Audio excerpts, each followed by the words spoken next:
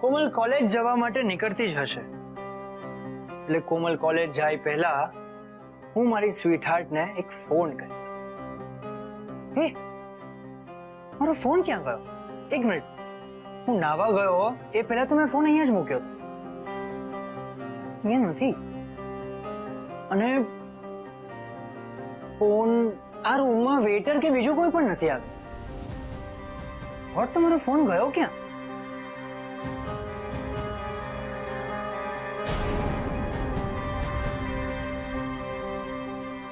Oh God!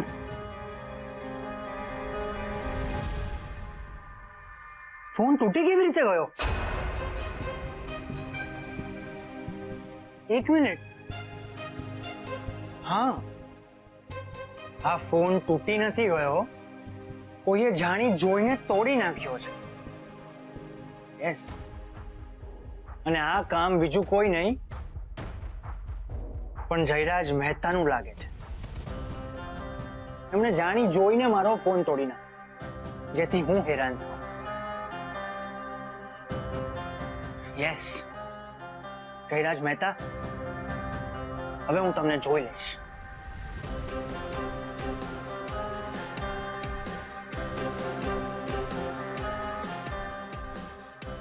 નો, હું આ ફોનની વાતને લઈને રિએક્ટ જ નહીં કરું. યસ, એ મારો ફોન તોડી નાખીને મને ટોર્ચર કરવા માંગે છે. એમને થતું હશે કે મિહિર ગુસ્સે થશે, આખી હોટેલ માથે લેશે, અપસેટ થશે. નો, પણ મિહિર એવું નહીં કરે. કારણ કે જો હું રિએક્ટ કરીશ એનો મતલબ એ થયો કે હું ટોર્ચર થઈ રહ્યો છું. એક્ઝેક્ટલી. એટલે જયરાજ મહેતા, એ જોઈને તમે ખુશ થશો, એટલે હું રિએક્ટ તો નહીં જ કરું.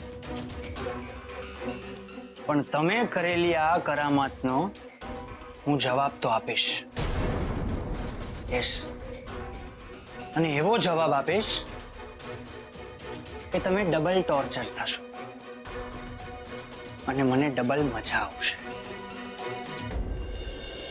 આખા દિવસમાં મિહિરનો એક પણ ફોન નથી. લાવ, હું જ ટ્રાય કરી છું. Phone switch off. કોમલ, આલે તારો મનપસંદ સીતાફળ આઈસ્ક્રીમ. આઈસ્ક્રીમ? હા, તને ભાવે છે ને? અને આ મેં ખાસ તારા માટે ઘરે જાતે બનાવ્યો છે, બજારમાંથી નથી લાવી. મમ્મા, મારી ઈચ્છા નથી. તારી તબિયત તો ઠીક છે ને?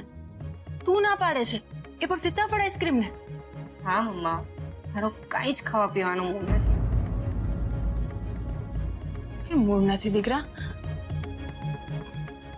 કોમલ, જ્યારથી આ લગ્નની વાત ચાલી છે અને હવે તો અમે તારા લગ્ન ધામધૂમથી કરવાના છે, લગ્નનું મુહૂર્ત પણ કાઢી લીધું છે, છતાં પણ તો ઉદાસ છે. ક્યાંક એવું તો નથી ને કે તું આ લગ્નથી જ ખુશ નથી? સાચું બોલ ને બેટા. આ લગ્ન આમ બધાની સામે ધામધૂમથી થવાના છે, એ સાંભળીને પણ તારા ચહેરા પર ખુશી ના આવી? ક્યાંક એવું તો નથી ને કે તે આ લગ્નનો નિર્ણય કોઈ દબાણમાં આવીને કર્યો છે?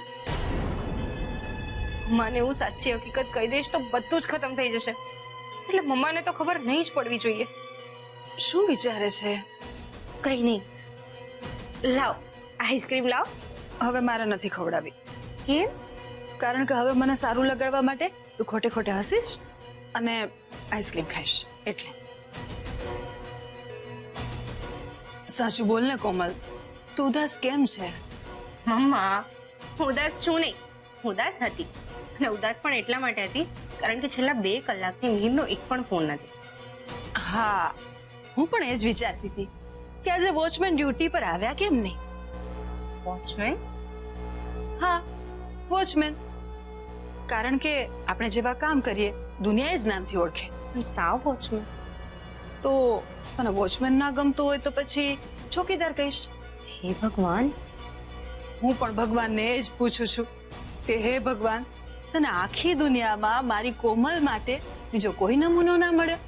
મમ્મા now this is too much. હા, ચાલ એ ચોકીદારની વાત પડતી મૂક અને તું આઈસ્ક્રીમ ખા.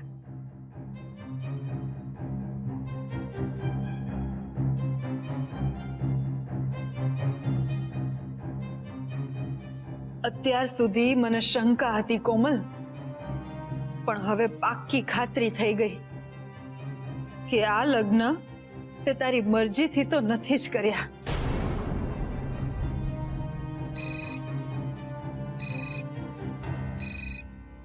લો બોલો, વોચમેનને યાદ કર્યા અને વોચમેન હાજર. મમ્મા પ્લીઝ. અને જો આ મિહિરનો ફોન નથી, કોઈ અનનોન નંબર ઉપરથી ફોન છે. હેલો હેલો હેલો કોમલ, મિહિર બોલું છું. મિહિર, આ કયો નંબર છે? હા, અરે અહીંયા એક વેટરનો નંબર છે. કેમ, તારા ફોનને શું થયું? કોમલ, યુ હેવ નો આઈડિયા. મારો ફોન તારા પરમ પૂજ્ય પિતાશ્રીએ તોડી નાખ્યો છે. વોટ? યસ. તને આઈડિયા જ નથી કે તારા પપ્પા મારી સાથે કેવું કેવું બિહેવ કરી રહ્યા છે. કોમલ, એક જમાઈ તરીકે માન આપવાનું તો દૂર, એક દુશ્મનની જેમ મારી સાથે બિહેવ કરી રહ્યા છે. મારે આમને કહેવું પડશે કે મિહિરને બહુ હેરાન ના કરે, નહીતર એ પાછો આપણી કોમલને હેરાન કરશે. મિહિર, તું ટેન્શન નહીં લે, હું પપ્પાને સમજાવીશ. પ્લીઝ એમને સમજાવજે, નહીં તો મારું મગજ જશે ને તો ભારે પડશે. શાંત થાઓ મિહિર કુમાર, શાંત થાઓ. મિહિર કુમાર? હવે તમે જ્યારે મારા જમાઈ બની ગયા છો તો માન તો આપવું પડશે ને. મિહિર કુમાર, તમે આ બધી માથાકૂટ છોડી દો અને પરિવાર સાથે લગ્નની તૈયારી કરો. લગ્ન? કોના લગ્ન? તમારા, બીજા કોના?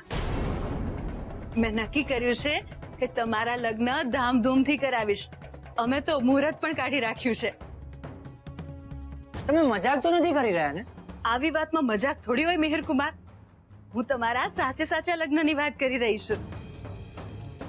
એટલે હવે ઝટ તમારા પરિવારના લોકોને મળાવો, જેથી અમે પહેરામણી અને બીજા બધા વ્યવહારની તૈયારી કરી શકીએ. અને હા, અમે રહ્યા છોકરીવાળા, એટલે અમને ખરીદી અને બીજા બધા વ્યવહાર માટે થોડો સમય આપજો. હો, થેન્ક યુ વેરી મચ. પણ મને એ નથી સમજાતું કે આ ચમત્કાર થયો કેવી રીતે? આ ચમત્કાર તમારા પ્રેમે જ કર્યો છે.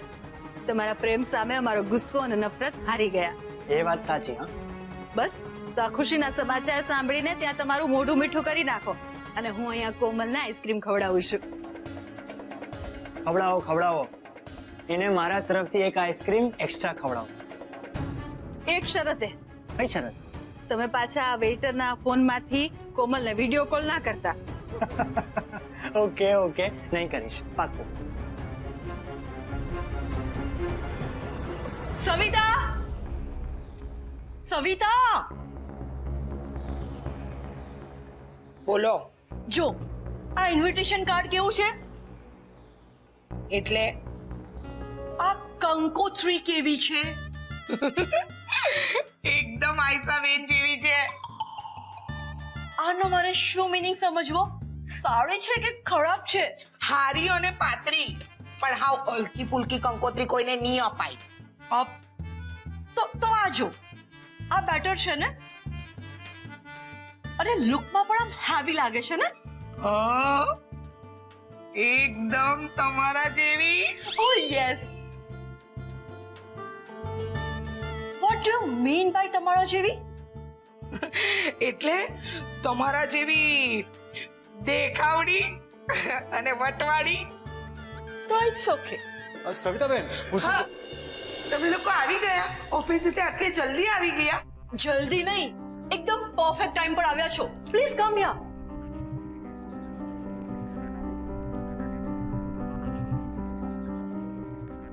આપણે બધા સાથે ભેગા મળીને કોમલ અને મિહિરના મેરેજનું ઇન્વિટેશન કાર્ડ સિલેક્ટ કરી લઈએ. ના ફઈબા, અત્યારે નહીં. અરે અત્યારે કેમ નહીં? ફઈબા આટલા ઇન્ટરેસ્ટથી કરી રહ્યા છે ને, કરવા દો. આ આપણા ફેમિલીના સ્ટેટસને એકદમ સૂટ કરે એવી છે. હું હમણાં જ કોમલને બતાવીને આવું છું. ના ફઈબા, કોમલને પછી બતાવજો, પહેલા માને બતાવી દો. શું બતાવવાનું છે મને?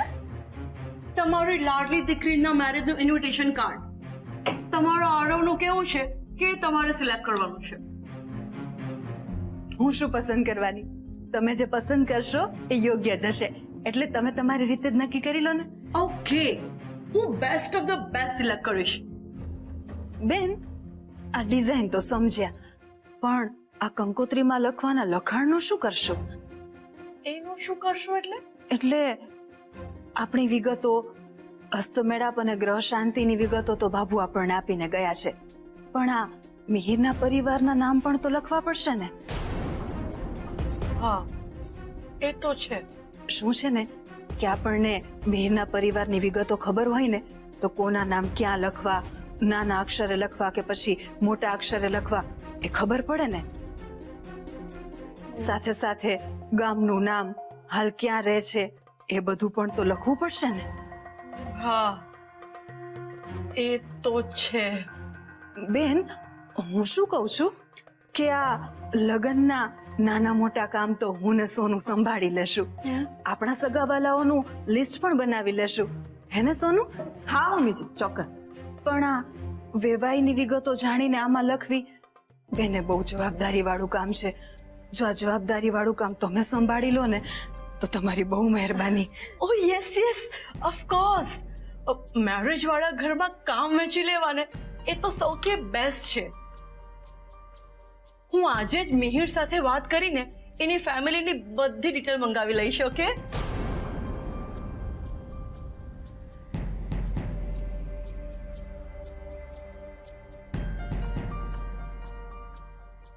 વાહ મમ્મીજી, તમે કમાલ માધુરી ફોઈને કામે લગાવી દીધા. માં સોલિડ સ્માર્ટ ગેમ રમી રહી છે. લાગે છે કે મિહિરની વિકેટ પાડીને જ રહેશે.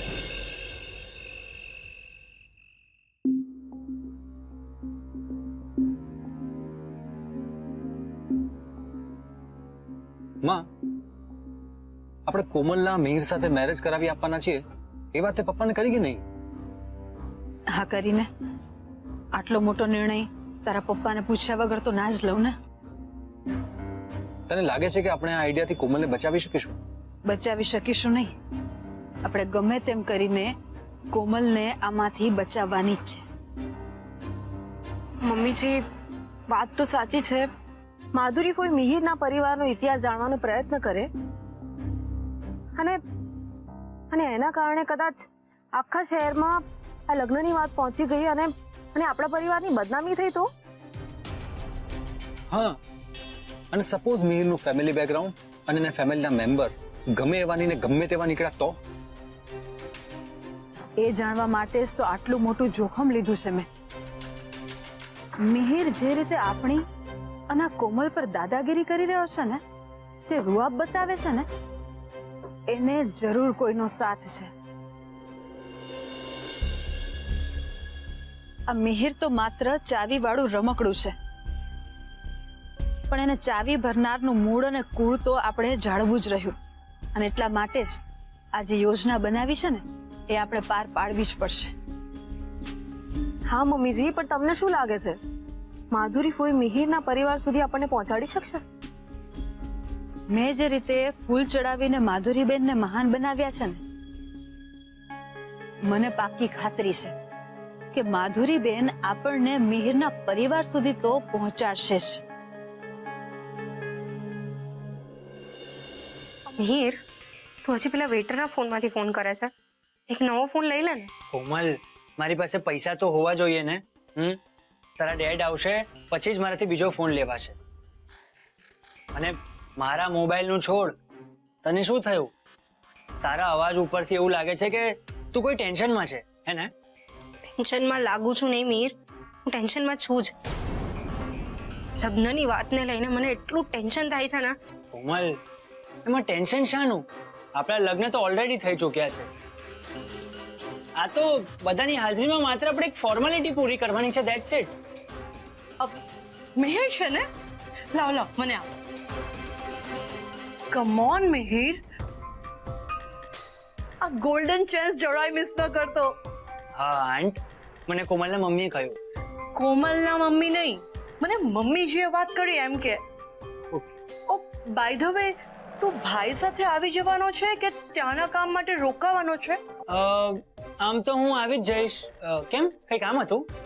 ના, તું રોકાવાનો હોય તો મને તારા ઘરનું એડ્રેસ આપ, એટલે તારા મોમ ડેડને મળી લઉં.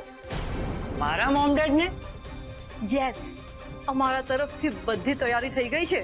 એટલે તારા મોમ ડેડને મળીને એમની વિગતો જાણી એમને માનભેર લગ્નની વાત કરવાની જવાબદારી ભાભીએ મને સોંપી છે. અરે પણ એમને મળવાની કોઈ જરૂર છે જ નહીં. અરે કેમ જરૂર નથી? જાન લઈને આવવા માટે એમને ઇન્વાઇટ તો કરવા પડશે ને. ચાલ ચાલ, મને ફટાકથી એડ્રેસ આપ, એટલે આજકાલમાં એ લોકોને મળીને હું એ લોકોને લગ્નની વાત કરી લઉં. અરે મને કોને શું વાત કરવી છે તમારે? કેમ આમ કરે છે મિહિર? પહેરમણીની અને બીજી વ્યવહારની વાતોમાં તને ખબર ન પડે. એના માટે તારા મોમને જ મળવું પડશે. અને તમે લોકો સંગીત સંધ્યા કે બીજું કોઈ પ્રોગ્રામ કરવાના હોવ તો એ પણ ડિસ્કસ થઈ જાય. સાહેબ બસ કરો, બેટરી ઉતરી જશે અને લાંબુ લચક બિલ આવશે. અરે ચિંતા નહીં કર, તને આના બદલામાં નવો નક્કોર ફોન અપાવી દઈશ. પ્લીઝ તું હમણાં અહીંયાથી જા.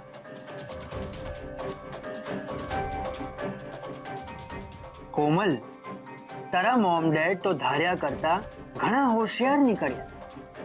કંકોત્રીના બહાને માધુરી ફોઈ દ્વારા મારા પરિવાર સુધી પહોંચવાનો પ્લાન બનાવી દીધો.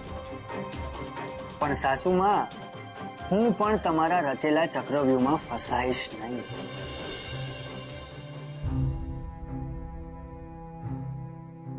મોટી બેન, હજી ઊંઘ નહીં આવતી મળે? ઊંઘ તો આવે છે સવિતા, પણ ડર લાગે છે કે ક્યાંક હું આંખ મીચું ને મારી કોમલ ક્યાંક પાછો કોઈ ખોટો નિર્ણય ના લઈ લે. એકવાર ખરે સમયે ઘરે હાજર ના રહીને એની સજા હું ભોગવી રહી છું. એટલે જો આપણે પૂરતી તકેદારી રાખીએ ને તો આવી કોઈ ઘટના ઘટે જ નહીં. જો તમે તકેદારી રાખવા માંગો છો તો પછી કોમલબેનને પરણાવવા હું કામ નીકળેલા છો? એ બધું તને નહીં સમજાય સવિતા. તું બસ પ્રાર્થના કર કે જે મેં કરવા ધાર્યું છે ને એ બધું એ રીતે પાર પડે, બસ. મોટી બેન, તમે ચિંતા નહીં કરો, હાવ હારાવાના થયે. સાહેબ સાહેબ મને મારો મોબાઈલ આપી દો, મારા વાઈફનો ફોન આવવાનો સમય થઈ ગયો છે. અરે એમની સાથે હું વાત કરી લઈશ. શું વાત કરીશ? તમે મારો ફોન મને આપી દો. અરે મારો ફોન તૂટી ગયો છે એટલે જ તો મેં તારો ફોન ઉધાર લીધો છે વાત કરવા માટે. તો તમારા શેઠને કહો તમને નવો મોબાઈલ અપાવી દે. ભાઈ, એ મારા શેઠ નથી, હું એમનો શેઠ છું. એટલે કે હું એમનો જમાઈ છું. તમે એમના જમાઈ છો, મારા નહીં. તમે મારો ફોન આપી દો સાહેબ પ્લીઝ. આપું છું. એક અર્જન્ટ ફોન કરવાનો છે, કરી લેવા દે ને. 5 મિનિટ બહાર વેઇટ કરને.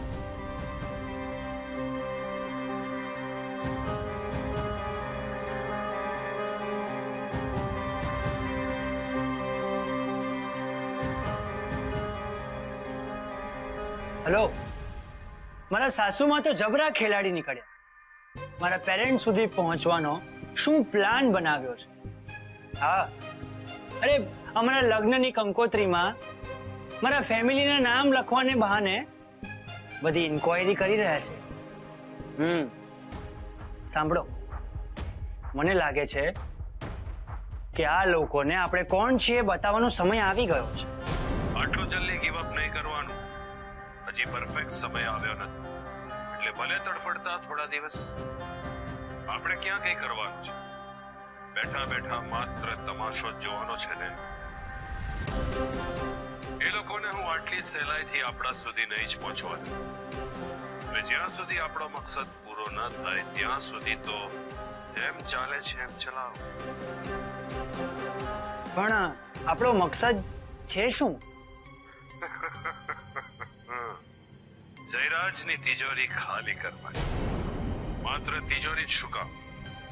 જ્યાં સુધી બંગલો, ગાડી, ઓફિસ, બેંક બેલેન્સ જે કંઈ પણ જયરાજના નામે છે એ બધું આપણા નામ પર ન થઈ જાય ત્યાં સુધી આપણે રાહ જોવી છે.